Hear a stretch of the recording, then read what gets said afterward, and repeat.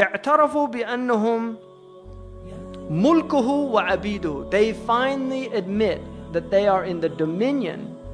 They admit in this, when the calamity comes, they admit we are the dominion of God.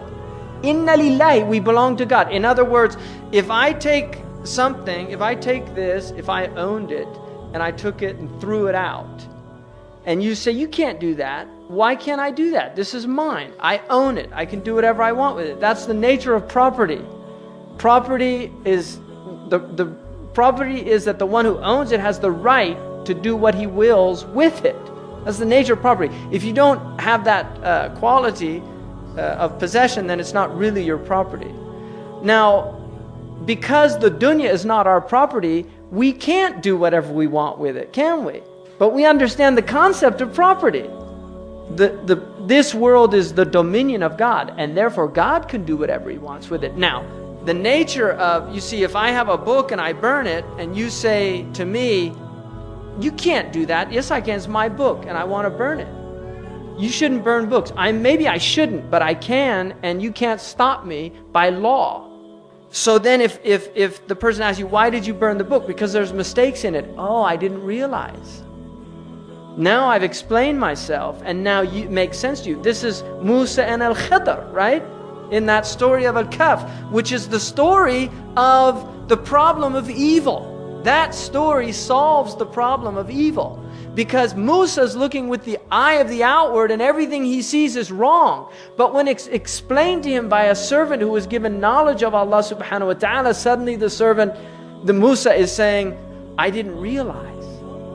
Now I have an explanation. Well, what happens on Yawm al-Qiyamah? Allah tells us in the Quran, He explains it all to us. And then everybody's going to say, now it makes sense. The difference between the believer and the kafir is, in this world we're saying, we know it makes sense, and we're willing to wait until the day of judgment to have it explained.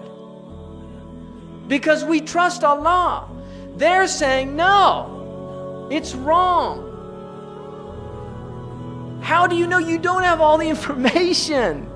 You cannot make a judgment about a thing unless you completely understand that thing. Al-hukmu ala shay'in far'un an tasawwurihi. To judge a thing is only one aspect of conceptualizing the entirety of that thing. It's a principle in logic. And that's why a judge has to know all the facts. If you prejudge, it's called prejudice. And it's considered to be a moral vice, to be prejudiced. So we cannot prejudge God. We don't have that right to do that. We cannot prejudge Allah subhanahu wa ta'ala, because Allah subhanahu wa ta'ala is the one who knows all things. وَمَا أُوتِيتُ مِنَ الْعِلْمِ إِلَّا قَلِيلًا. And as for you, you have only been given a small amount of knowledge. But I will end this by saying, read history. These are not bad times. Muslims shouldn't be so negative. There's been much worse times. I mean, there's aspects that are bad about this time, and certainly one of the greatest calamities of the time is that we don't have a lot of people of knowledge anymore, and we don't have levels of deen and things like this. But just in terms of outward dunya calamities, this period is nothing if you read history. It's nothing. The real calamities of this age are spiritual calamities. They're not worldly calamities. So what we should be, if we're going to weep over the calamities of the age, we should be weeping about the loss of Iman, about the lack of religion, about the lack of spirituality. We shouldn't be weeping about all this stuff we see out there, because it's just not that bad. I'm sorry. And if you think it is, you haven't read history. Things have been much worse. I mean, read about earlier wars and how many people died, and plagues that afflicted people and wiped out.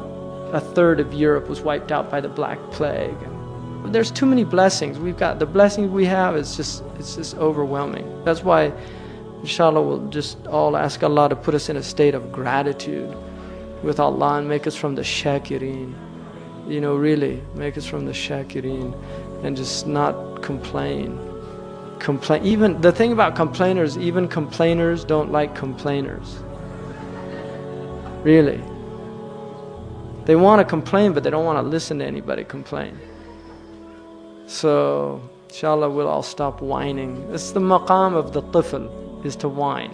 That's what I always tell my boys. Nobody likes a whiner, even a whiner. And they laugh, because they know it's true. So whining is a maqam. It's the maqam of the tifl. That's what a whiner is. And the rijal, and the rijal is in haqiqah, it doesn't mean a male. The rajul is male and female. It's the one who has reached the maqam of the adult. It's the mature one. That's what it means. It's the mature one. Rujula is maturity. So inshallah, Allah make us all mature. محمد سيد الكونين والثقلين والفريقين من عرب ومن عجم. محمد سيد الكونين والثقلين والفريقين من عرب ومن